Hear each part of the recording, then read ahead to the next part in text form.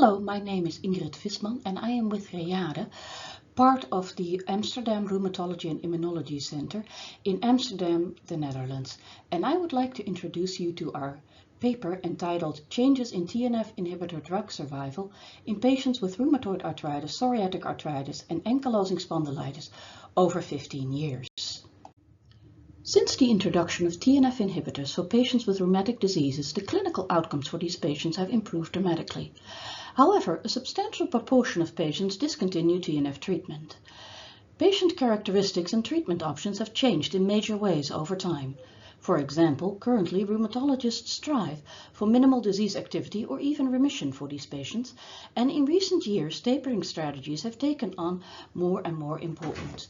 But these changes may not apply equally to patients with rheumatoid arthritis, psoriatic arthritis, or ankylosing spondylitis. As drug survival is a marker for the effect of treatment in routine care, our objective for this study was to study the changes in the retention of the first biological chemotherapy for patients with rheumatic diseases over a period of 15 years. To this end, we assessed patient and disease characteristics and drug survival of patients starting TNF therapy between 2004, when these drugs first became widely available in routine care in the Netherlands, up to 2019. All patients were treated in routine care at Rheumatoid, the Netherlands. The patients were divided into three groups: early, starting in 2004 through 2008, intermediate, starting in 2009 through 2013, and recent, starting in 2014 through 2008. We included 1,938 patients in our outpatient clinic at Rheumatoid. 33% had the diagnosis rheumatoid arthritis, 19% psoriatic arthritis, and 19% ankylosing spondylitis. 65% of these patients were female.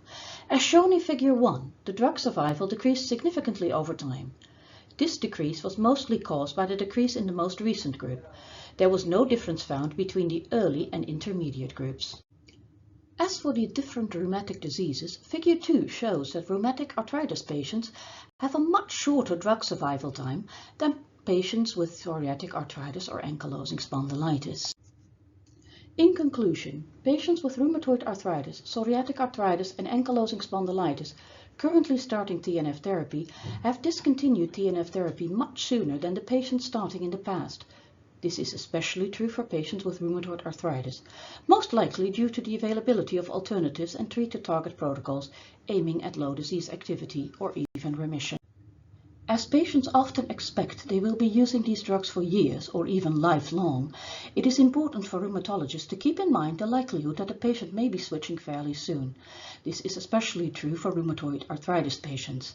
It is therefore important to manage patients' expectations accordingly.